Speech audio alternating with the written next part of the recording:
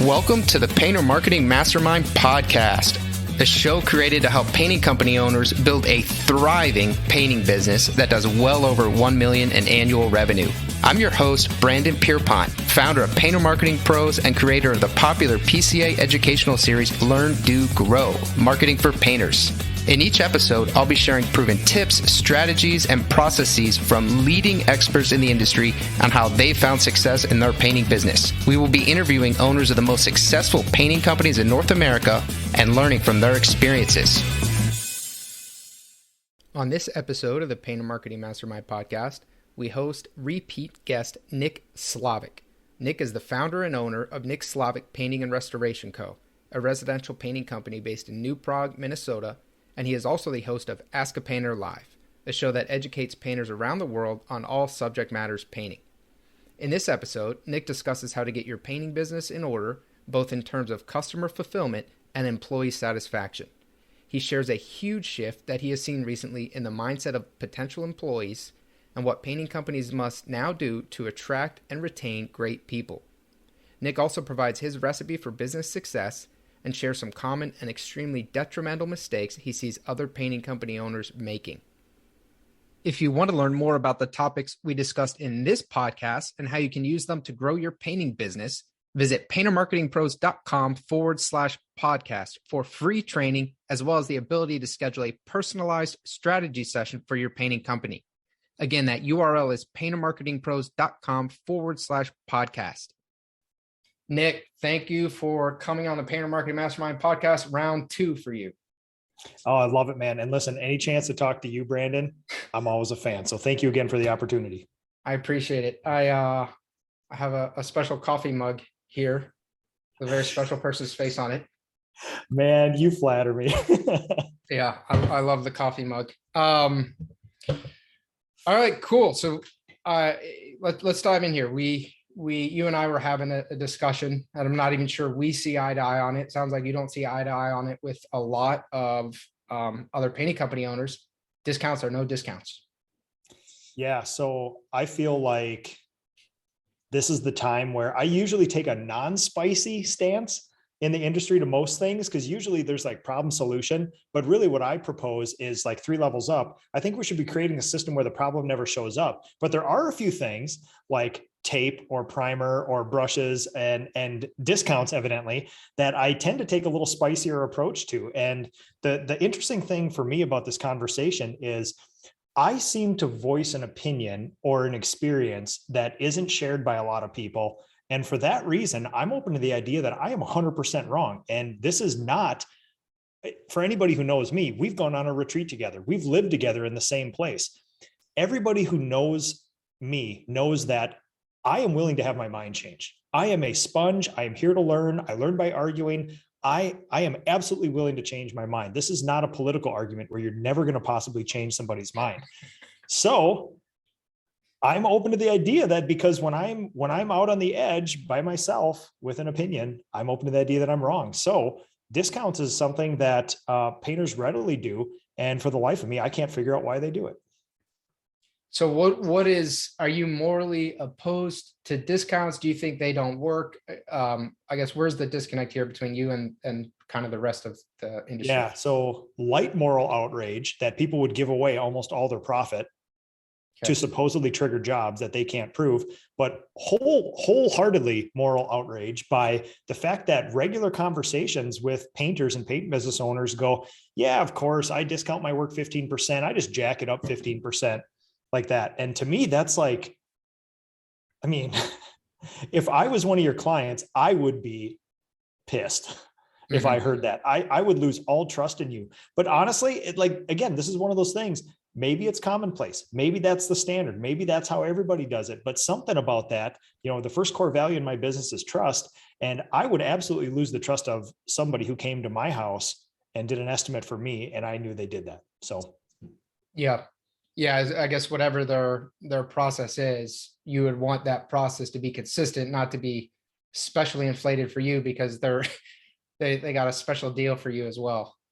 Well, I had an interesting sort of like, we're going to plumb the depths of that if you're willing, but I had an Yeah. interesting interaction where I had a company out to my house to give me an estimate on something.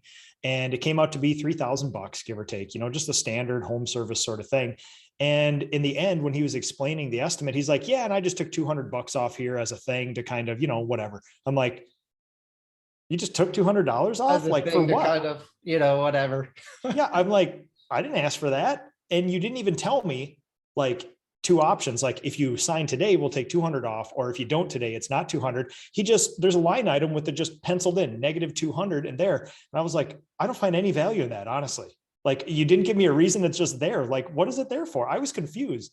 And that's not even, I mean, again, I don't know that they inflated their price and then took it off, but it was just discounts for no reason. And I don't know that I know for me, it's not going to make a difference. So things like that just confuse me. Like, I think people think discounts are this magical wand they wave over a client and make them do stuff. I don't know that that's the case.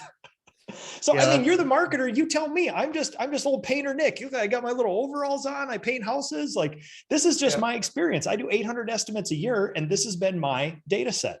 How say you, Brandon? That's so funny. Well, with the not providing you a reason, I think that it definitely would then not make any sense, or I don't think it would make any difference really for anyone. So there's a book, Thinking Fast and Slow, and it's kind of about the two.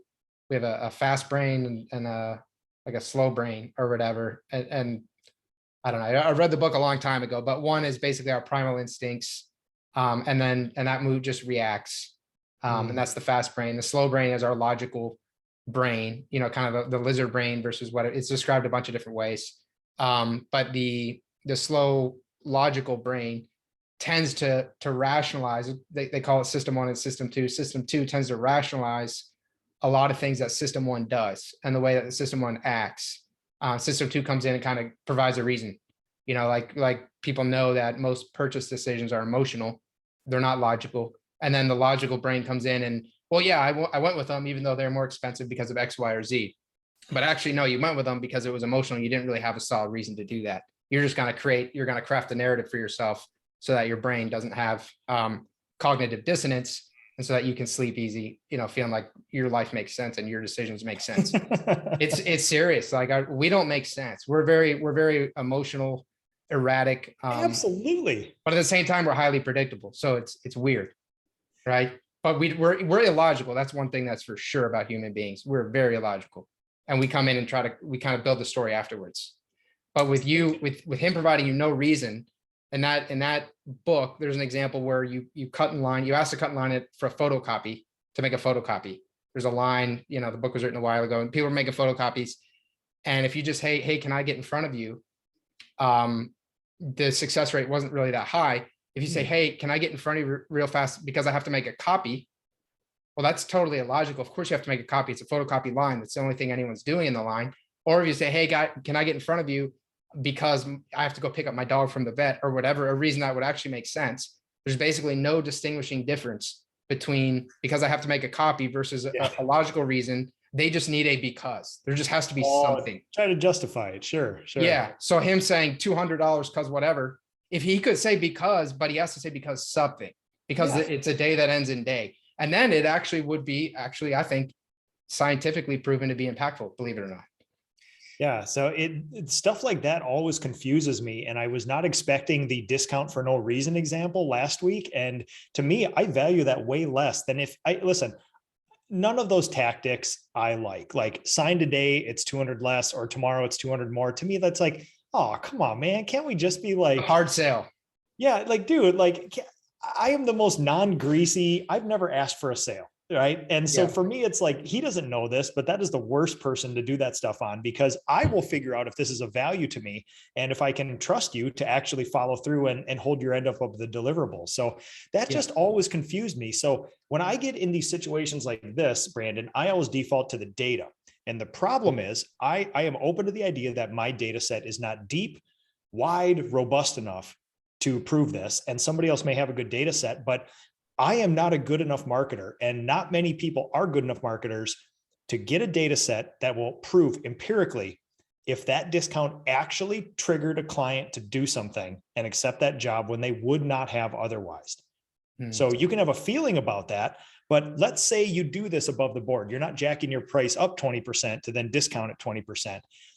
Even if you believe that discounts absolutely fill that work, until you've gone an entire year or season or time period where you haven't discounted and looked at the same data set, that's kind of a failed experiment. There's no control in all that stuff. So for me, I'm open to the idea that discounts absolutely do work. The problem is every time I look at the data, I can't prove that that client wouldn't have taken that job anyway.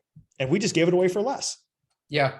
I think we should, you obviously need a certain sample size, a certain minimum sample size for the data to work. And I think Paris Painting probably has it, doing over 10 million a year. I think we should have him do it for 50% of the clients. I wonder whether he would be open to that. Well, I think we should just speak for Jason and say that he's absolutely willing to do he's going to do it with his business and his clients.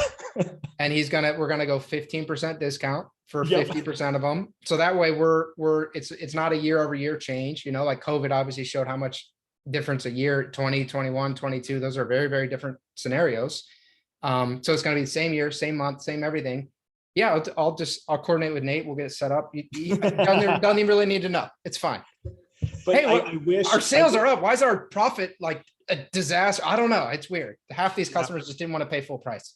So when I get into these discussions, like I appreciate these sort of like philosophical discussions, but there is a way to prove this with data. The problem is most of the painters in the United States don't even job cost their projects, let alone keep a robust data set with market research and control groups and A/B testing and all this other stuff. So really, this is why, when we first met, I was very upfront and honest with you, is that, oh, you're a marketer, you don't say. We're going to poke lots of fun at you because painters don't have enough time and stuff to actually do scientific based marketing. So we kind of have to rely on the wizardry of people like you. And we like to also make fun of you guys a little bit because magic ball. One of those things. So yeah, you love it. Good. So, I mean, what is it like if one of your clients was like, you obviously offer your clients a service and you can guarantee a certain amount of things, and there's always the variables and the things you can't guarantee. But if one of your clients was dead set on giving discounts, how say you? If they were dead set on giving discounts to try to get more work. Yep. It's a good question. I mean, for me, my first focus would be the profit margin. That there needs to be a certain minimum profit margin. So if they were giving discounts, I wouldn't want them to raise the prices for those specific projects only. I would want them to raise the price across the board. Yeah. And if they think that, I have no problem with that. If you want to give a 15% discount and you raise just your standard pricing across the board, the way that you conduct your estimates by 10%, and you think that you're going to net out positive because your overall close rate is going to make up for that lack of the slight reduction in profitability, I think you should. I think it would not make sense to not do it, honestly, but you better find reasons to give the discounts. And there are always reasons to give discounts. So if you do go down that road, there, like we ran a promotion. We haven't run many promotions ever. But we ran one after the PCA Expo for reaching out for 2 weeks after that. And for us, it was to close deals, but there was actually a little more behind it. Because for us, our best clients are PCA members. Oh, of course. So you understand the long-term thinking, that the difference between a painting contractor who's in the PCA and one who's not, well, the kind that's not is not really a good fit generally for our services. So we want to stack, even if we lose some profitability, we want to stack our deck with the right kinds of clients that is going to be a win-win long-term. And I understand what investment looks like. In terms of a painting contractor doing it, I think you can have a spring sale, you can have a Valentine's Day. Every month has some kind of holiday or whatever, but you better make sure that your prices are raised across the board, because ultimately revenue is vanity, profit is sanity, and profit's the only thing that matters. We talk so much about revenue. Yeah. For me, it's just a benchmark. Like, okay, generally revenue tells me how many problems do you have in your company, because how much crap are you having to manage? Yeah. Profit's what matters. Yeah. And what's interesting about that whole conversation, like you mentioned, that profit margin is key, obviously, but that relies on tracking your marketing to see where the leads come from, because otherwise you can't begin to come up with that formula.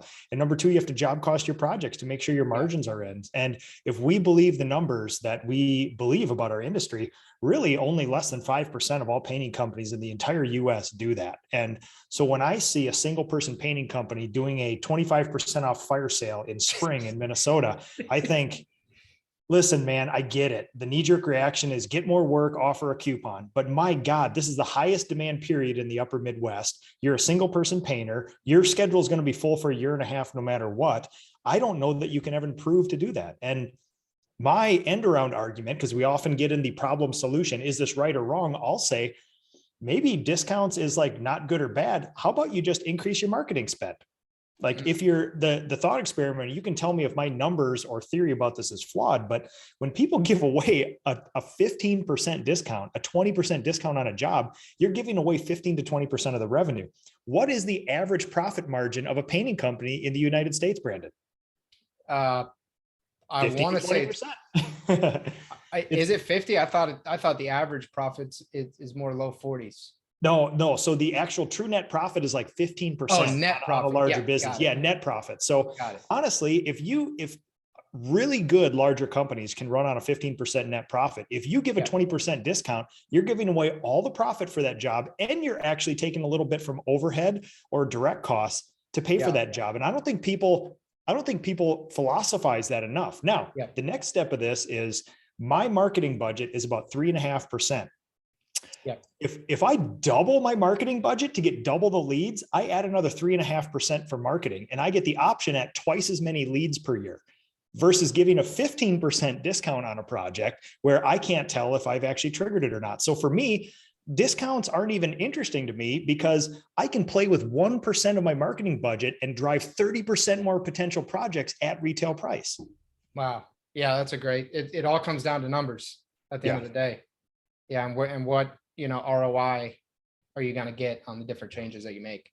And that's soapbox stuff. I say that because I believe it to be true, but I don't hear many people saying that. And so I'm always open to the idea that my math is completely flawed. I'm stupid. Nobody believes me. And it's a bad way of thinking. So I'm just going to keep going until somebody comes up with a better argument. But so I've belabored that point. But I just want you to know that, coming from a smart marketing mind like you, I figured I'd bounce that theory off to see if you would just like threw up into a trash can or like completely disgusted with me or something. No, I don't. I mean, it makes 100% sense. I mean, prior to marketing a long time ago, my background was in finance. So numbers and profitability and all this stuff's kind of my thing.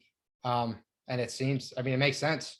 Yeah. And that's how you should be thinking about your business, and it's how so few painting company owners are thinking about the idea, and whether you're a painting company, whether you're a painter or painting company owner or whatever. But even when you get to the fact that, okay, you're a full painting company business owner focused on that, still knowing your numbers like that, knowing your P&L, and kind of making decisions with a focus on what's your net profit. And if rather than giving this discount, what is it really doing? And is there something I could be doing that, because you're basically talking about opening up the top of funnel and getting a lot more lead flow at retail versus, having to maybe try to improve your close rate a little bit, but then taking a hit on the profitability and ultimately shooting yourself in the foot. It might even cost you many, many multiple times less than the discount you're giving. Yeah, no, I love that. And sorry, last thing, experience is I did experiments with discounts years ago. And the theory was drive business in December and January in Minnesota. It's tough. Yeah. Guess what happened? I gave all the discounts and everybody said yes. And then they asked for it in August.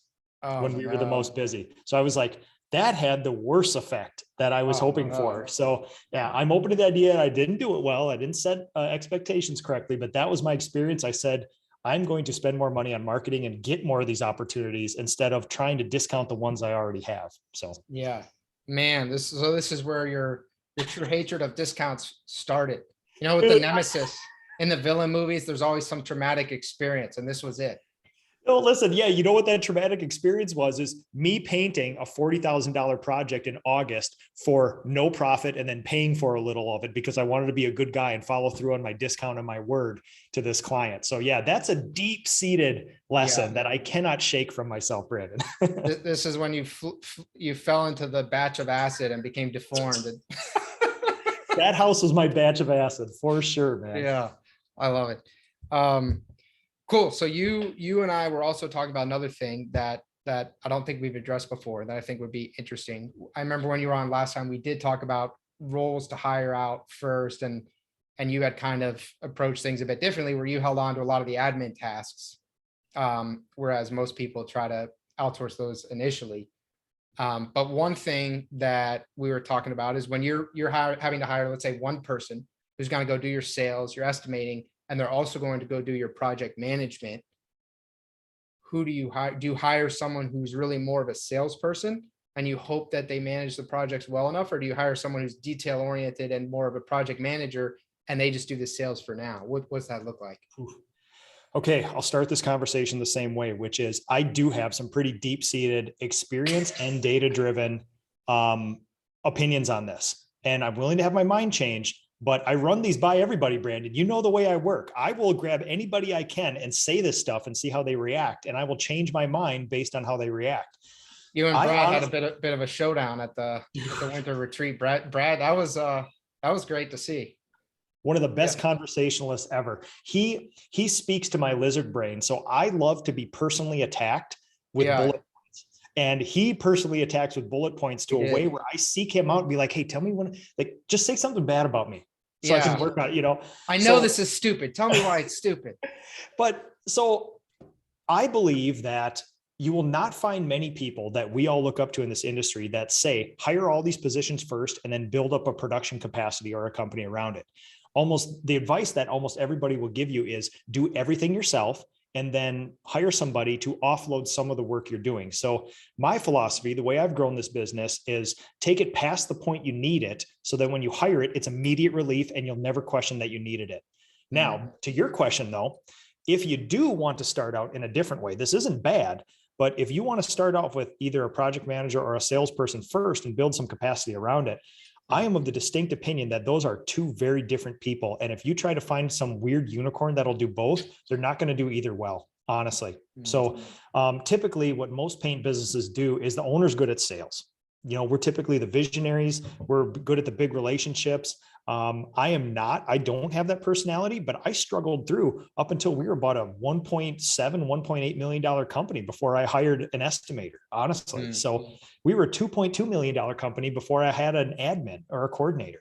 So we take it past what we need, get by with what we can, ensure that we have enough money to grow, and then we fill that spot for an immediate relief. So I honestly, depending on your personality, Brandon, I assume that you would probably be better at sales than project management. I could be wrong about that. I think I'm actually probably better at the project management. I would absolutely then hire a salesperson or an estimator. You can't do it all yourself. So yeah.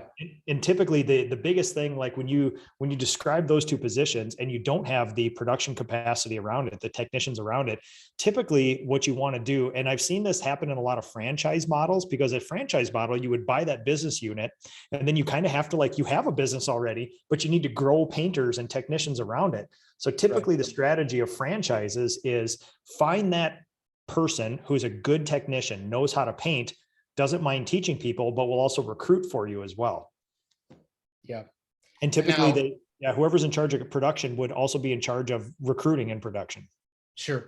Yeah. I love that. So I know one of the topics that came up at the painter retreat and it was your topic. I think Chris Elliott's topic. It was a couple things that a couple of you guys were really focused on, was this idea of employees and quality control, and 1099s versus W-2s. What are your thoughts on the ability to control your process, control your quality if you are subcontracting versus having employees? Yeah, 100%. It is, people think that it's like black and white, A and B, two different things. All it is human accountability. I mean, and in one, you're dealing with an employee, with another, you're dealing with another business owner, and each need to be held accountable, but in different ways. So we do subcontracting and W-2s, and we just have different methods of holding accountable. That is the biggest part. That is the biggest struggle about that, because I think people have a lot of incorrect ideas about how that works. Like if you just hire subs, they'll just take care of it. We know that unless you coach them up a little bit, you guide them, you give them some resources, you help them succeed, it's not a hands-off ordeal in the same way that W-2s isn't either, where, you can command them to be on a job site, but you still need to train and guide them. So setting those proper expectations and having those difficult conversations about accountability is very important with either one. Yeah. And I know one of the things that a lot of the guys were touching on, guys and gals at the event, was really how do you get the buy-in from your painters, because we all kind of struggle with employees who maybe don't seem as motivated, or maybe they are there because it's the best option available at that time. But you'd really want them to, I guess, feel a little more ownership or a little more connected to the culture. Or what thoughts? I know this is something you focused on a lot. Yeah. And I know it's not I don't think it's perfect. I don't think you've solved everything, but I think you've learned a lot. What can you share about that? Yeah. So unsatisfying answer, which is they want connectedness and development and coaching and mentoring and education and a future. And the trades are not good at that. And I used to think that the trades were some weird little bubble where we're just a bunch of grumpy old people yelling at young kids. And that's why we can't get the good people in. But now, after the great resignation, Brandon, after the great quit, the way we all think about work differently after the pandemic, every article, Wall Street Journal, Fast Company, all the business magazines right here are basically saying that people right now, the pandemic triggered a mass movement for people saying, now is the time where I can ask some things from my employer. And what does everybody want? Training, development, future, mentoring, leadership, all that other stuff. And I used to think the trades were unique. I used to think that this was something new. The more I look into all these articles, the data, my experiences in the past, it's always been there. But the pandemic triggered a mass event that maybe would have taken 8 to 10 years naturally to occur, for a revolt to occur, but it happened very quickly. So honestly, right now, when I recruit, I appeal to people's need to have that connectedness, the family environment, the coaching, the developing, like constant interaction to help them improve, and then showing them that there's a way forward, a future. And that's what all the surveys say people want. And in my recruiting this last December, that's what everybody wanted. Some people even left jobs to make less money in order to be at a place that empathized with them, connected with them, and gave them some kind of guided way forward in something. So, and again, that takes a lot of effort. It takes a lot of connectedness from a business owner and all that. But honestly, I used to think it was just, okay, the trades have to do this to change. I think all businesses need to do this to change now. Yeah, it's interesting that through reading all these articles, you are seeing that the trades are maybe facing a lot of the same issues, or maybe it's not so unique in what people want there as other industries. Well, it's imagine like we were having a little bit of so I still don't believe in the labor crisis. I still don't believe that. I believe we are bad at this, and the trades are operated like they have been for the last 40 years. So I don't think there's a whole bunch of people looking at the trades deciding against. I think there's a whole bunch of people that we turned away in the last 4 decades, and we've just got a bad name. We got some stink on us now that we need to get rid of. But think about like bars, restaurants, retail, all those jobs were fully staffed, ready to go until the pandemic, when it became a little more difficult. And now people think completely differently about that. And there's a little bit of stink on those industries now. So I used to think that the trades were unique. And now I'm seeing that the pandemic accelerated all that, where it's going to force employers to be better at all this stuff. So it's better to be on the forefront of that. Yeah. Yeah. It's not the idea of just trading time for money. I think, kind of started probably way back in, it's probably always been there, but the Industrial Revolution, I think, really accelerated it. But I think that has shifted back. And I guess, like you said, COVID probably propelled us 10 years into the future now with how employees are looking at this. It's that proverbial, we all have uncles and aunts who got out of high school, got a good job at the postal sorting facility and stuck it out for 42 years, got that gold watch, got a little party, and then now just go fishing every day. And they hated their job every day. It ruined their body. They can't fish now because their back is bad. They stood on a concrete floor their whole life. But you know what? That's what good people do. They stick with jobs, whether they treat them like garbage, make them work weekends. That is hilarious because nobody our age or younger believes that and acts that way. So now they will, what used to be like a felon's resume, which changing jobs every 6 to 12 months, we'd look at that and say, oh my God, you're like, you need to go to jail. You're doing horrible things at these employers. Now I look at that and I say, oh no, they're just looking for a good employer.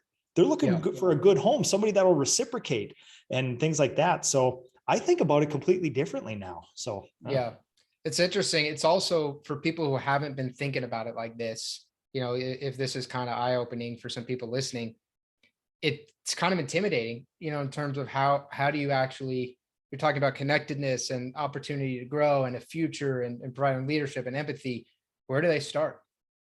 yeah, so it starts with getting your business in order, and you need to running a professional business is, I would argue that the recruiting, the onboarding, the training, and the retention is maybe one of 8 things you need to do well in order to have a professional business.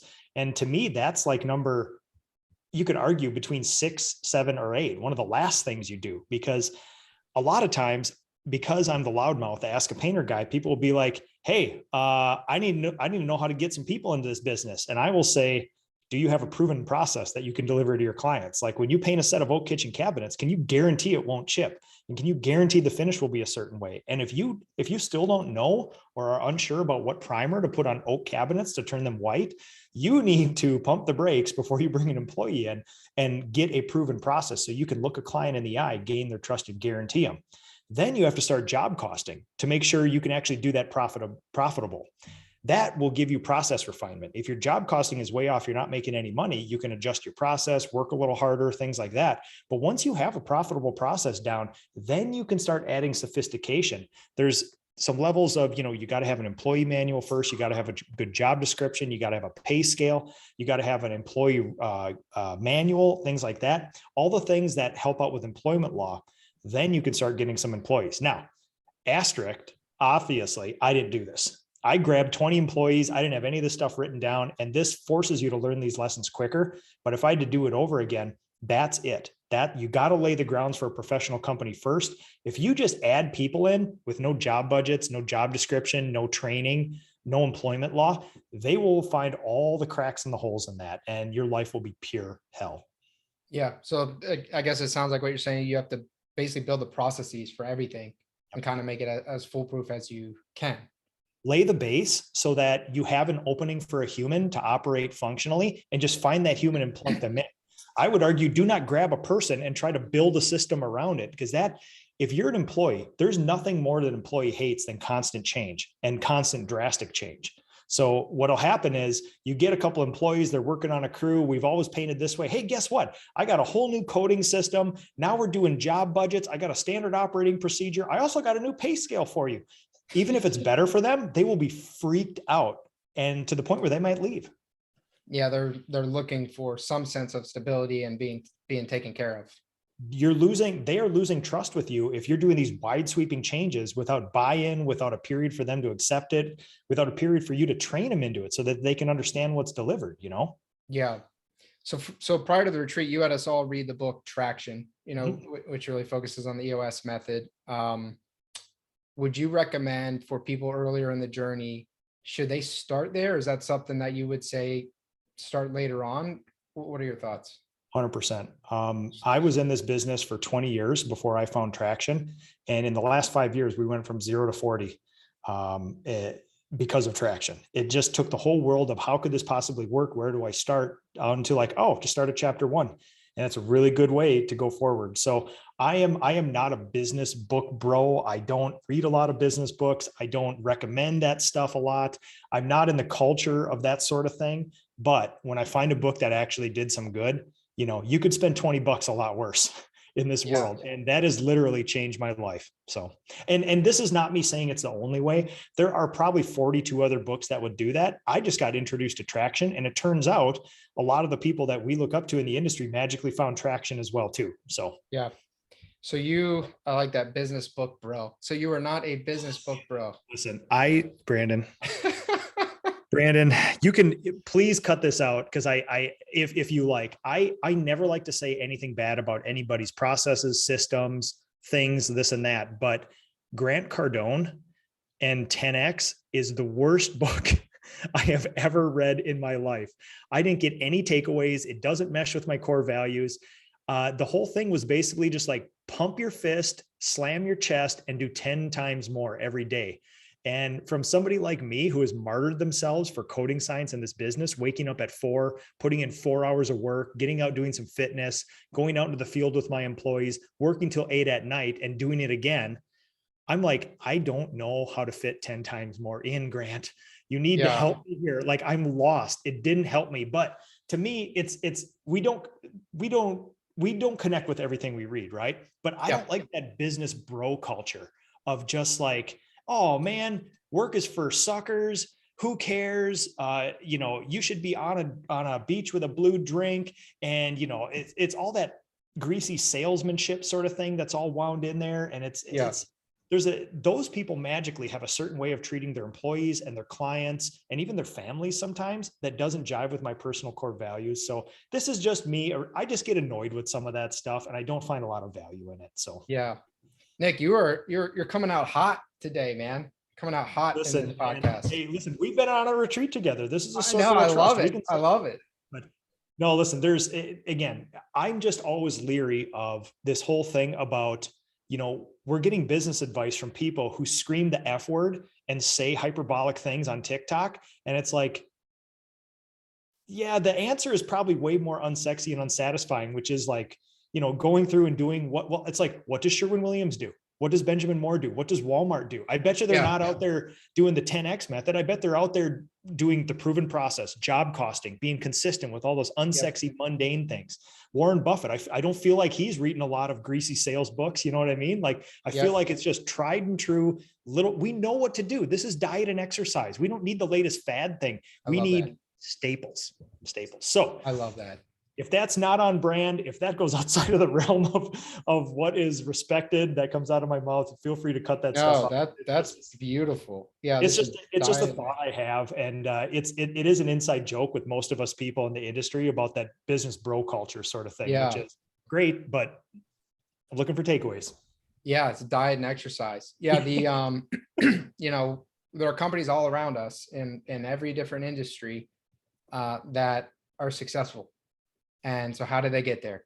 I was talking with Jason Phillips earlier today, and super awesome. And one of his two big points that are relevant to what you just said. Number one is hard work is not scalable.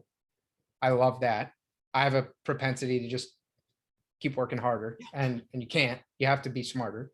And then the second thing that he said, oh boy, blanking on it right now. But don't reinvent the wheel. So like the systems and the processes, when you're saying all these companies are successful, just copy what they did. They're there for a reason. And it's probably Grant Cardone, that kind of hard charging, cold calling sales strategy can work for some people. I think some people are probably too timid or afraid to try to ever sell anything. And they sit there thinking they're going to think their way into success. But for me, it doesn't super resonate. And for a lot of people, it doesn't. And that's okay.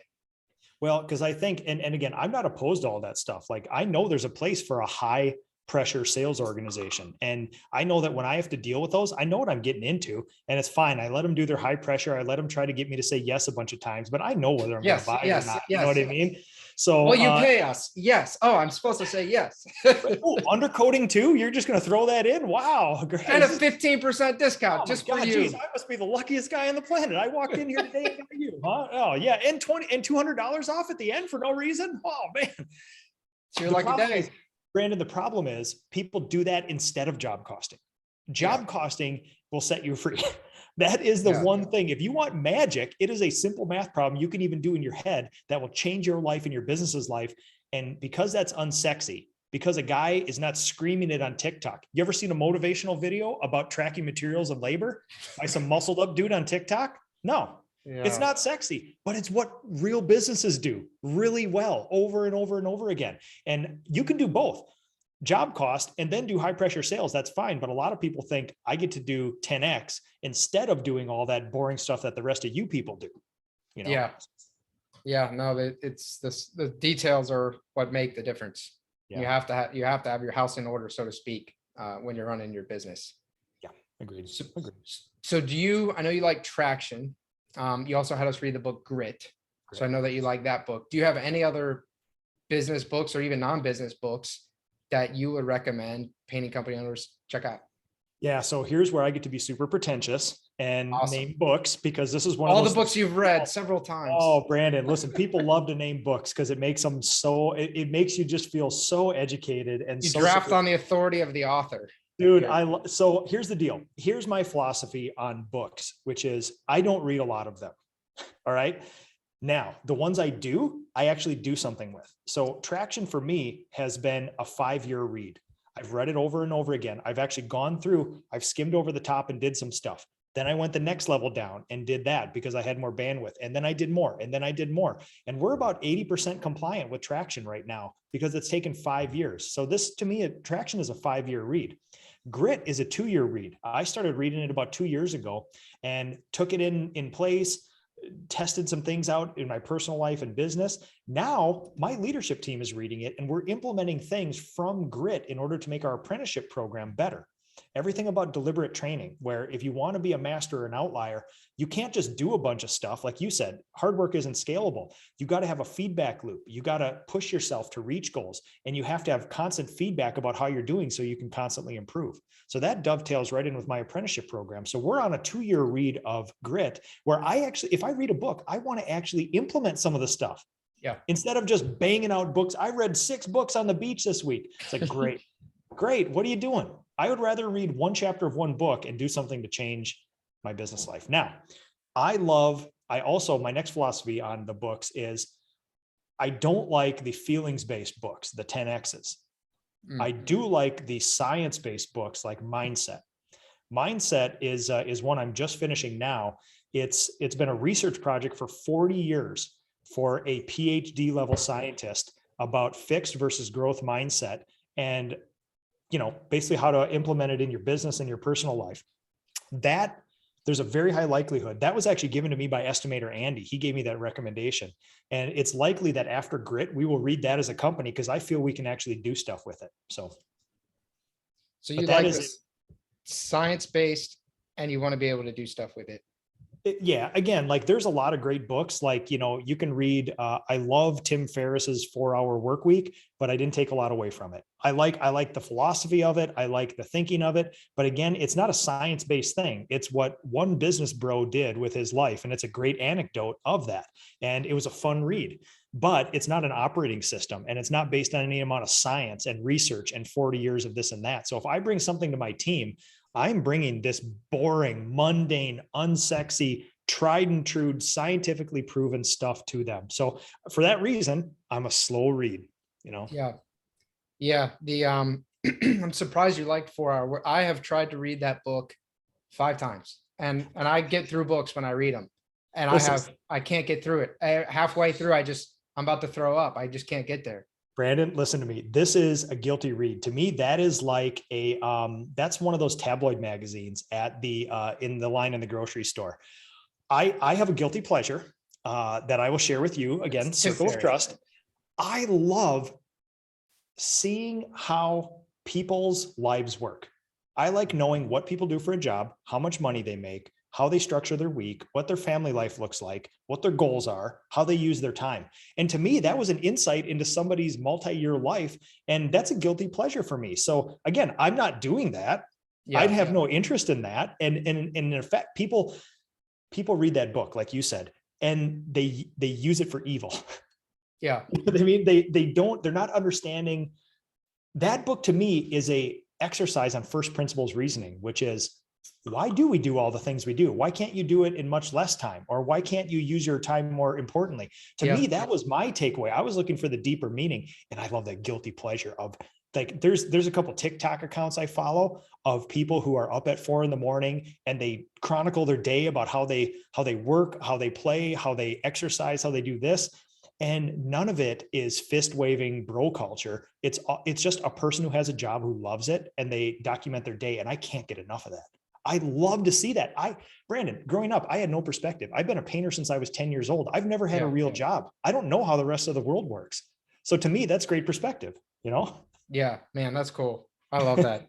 So this wanting to get a window into other people's lives, this is why you lead the retreat, because ultimately for you, it's a reconnaissance mission. Yeah. and for everybody else too. But it's a mutually beneficial reconnaissance mission. That's actually should Yeah. be a good slug line for it. It's not sexy, but it's accurate. So, but Yeah. no, it is. It's legitimately people that we know, love, and trust, that we can talk about our businesses, and we get inside looks into how people function. And honestly, that's why when people say you go to the PCA Expo, you go to a retreat, you go to a master's class, and you come back with your mind altered and you think about things differently, it's usually not because of a specific piece of app or data or some business hack.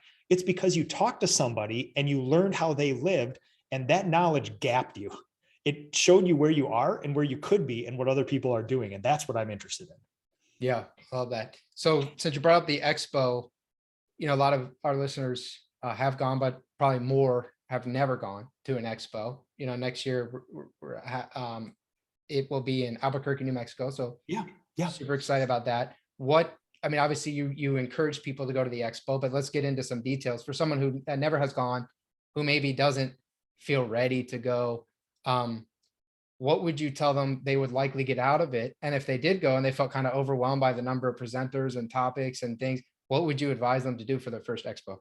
Yeah. So I would obviously go. And so, fully upfront and honest, I'm a board member of the PCA. But if I'm being completely upfront and honest, every trade organization, its goal is to grow membership because it's an easy number to touch. I don't care. Membership will be a byproduct of providing real value, between industry standards, painter training, business accelerator training. We offer health insurance. We offer all these crazy in-person events like this. So I know that if we deliver a good service, membership will be a byproduct of it. Expo is the flagship of that. We just got some numbers in today at our meeting, and it was almost 500 contractors from around North America showed up. And among those, it's likely that 80 plus were first time attendees ever, that have never been involved with the PCA, never been at an expo. I actually hosted a breakfast with Jason Paris for a bunch of the first timers there. And there is only one answer, one response to the expo, which is, I am completely overwhelmed. I haven't found a bad person yet. I filled up a notebook and I can't wait to do another one. So the first expo is a fact-finding mission. Mm-hmm. You just need to go to meet the people and understand the caliber of people here. Getting gapped in every conversation you have is the best thing you can do. You're going to find an app that you like, and you're going to get one little, job costing hack or something, but your life will just open up like a flower when you realize like the robust, intelligent, empathetic, thoughtful people who will share everything they've ever done with you all in that area, and they want you to succeed. And that alone, like, yes, you're going to get some information, but the perspective you take away, you will think about your life as a husband, father, mother, wife, business owner, leader completely differently after you do this. Man, that is a deep response. Yeah. Nick. And it's listen, you've heard me say this before. If you want to chart off my 30 years, I'm on my 30th year in this trade. I was alone for 25 years. I never talked to another painter. They were all the enemy. I had a super regressive mindset. I screamed at young kids when they wanted a job. I did everything my father and his generation and older did. The second I met somebody at the PCA and they showed me what a real leader and a real business looks like, that hockey stick curve went from this to this. 0 to 40 people in 5 to 6 years is hard to argue with. And I have more time and money freedom. I'm happier, and all the people around me are happier. Yeah, after 25 years, that's quite a testament to the PCA. It is. And it's the people. Again, the standards are great. Those are free to everybody, industry standards. You want to know what a properly painted surface looks like? That's free to you right now. You can go get it. World-class training for your painters. World-class business accelerator training. Discounted health insurance. You want to recoup your membership right away? All that, fine. That's a byproduct of the people in the PCA. You can have all that. I'll take that and I'll use it. But the real value to me is the members there. They have literally changed my life. I think this idea of being gapped, of kind of other people showing you, I guess, humbling you in a way and showing you how far ahead of you they are. Mm-hmm. I mean, that's where you need to be if you want to grow. You have to kind of to dive in the deep end and swim with people. You don't want to be a big fish in a little pond, because you'll just stay in that little pond. That's it. And, as somebody who wants to, most of the people who go to the PCA Expo and most PCA members want to be the outliers. They typically a PCA contractor is 10 to 15 times larger than the average paint business in the United States. And that is robust. That is a dog whistle to the 1% of our industry that want to do something different. If we just want to do something different, none of us would talk to other people, get involved in anything. You can just run a mildly profitable business, be a single painter, which isn't a judgment, but like just never, I lived a version of this where you're just not curious. You're not going out there, or you can get wild. And you can experience what real freedom is like, time and money freedom, by growing a robust business, inspiring others, and having fun doing it. Awesome. Do you have any other advice for anyone listening? So information plus grit equals success, obviously. And all the information is free out there. Everything you need is free. If you can Google search, if you can go to guys like Brandon, you go to Ask a Painter, you go to the PCA, you go to YouTube, there's everything you've ever wanted to know about how to run a world-class business or paint is out there for free. And the big challenge is, do you have enough grit to actually go seek it out and do something with it? And that is the big thing. So you need to be honest with yourself. There's a big difference between owning a job and owning a business. In owning a job, like you said, one of the first things in this thing, you trade your time for money. And it's the turkey truck test. If you get hit by a turkey truck tomorrow, and your business immediately disappears, you own a job. If you own a job, you need to price in the risk. If you're charging $35 an hour for your work, you are underpricing that. And the first time you have to pay taxes, you will go out of business. You need to be charging $75, $85, $160 an hour. I know one of my favorite painters in the United States is a single person painter who probably generates between $175 and $200 of revenue an hour, because they're thoughtful. They have a proven process. They've done all the things to professionalize. They just haven't hired an employee yet. They are making great money doing what they love. You need to price in that risk. So that's the sort of, if you own a business, then other people that are inspired by you help you accomplish a goal, and it's their effort along with yours that accomplish something. So you need to be really honest and price in the risk appropriately. And yes, if you file with the state of Minnesota as a business, technically you are a business owner, but you also may just own a job, and you need to think about it differently. I love that. Yeah. Job versus a business owner. Nick, thank you, man. Thank you for making the time. I know I got you scheduled here for another one, a group one that we're going to be doing in the near future. So everyone stay tuned for Nick's round 3 on the Painter Marketing Mastermind podcast. But thanks, man. It's always a privilege to hear you. Anytime you call, Brandon, I'm here. This is a lot of fun. Thanks, man. If you want to learn more about the topics we discussed in this podcast and how you can use them to grow your painting business, visit paintermarketingpros.com/podcast for free training, as well as the ability to schedule a personalized strategy session for your painting company. Again, that URL is paintermarketingpros.com/podcast. Hey there, painting company owners. If you enjoyed today's episode, make sure you go ahead and hit that subscribe button. Give us your feedback. Let us know how we did. And also, if you're interested in taking your painting business to the next level, make sure you visit the Painter Marketing Pros website at paintermarketingpros.com to learn more about our services. You can also reach out to me directly by emailing me at brandon@paintermarketingpros.com, and I can give you personalized advice on growing your painting business. Until next time, keep growing.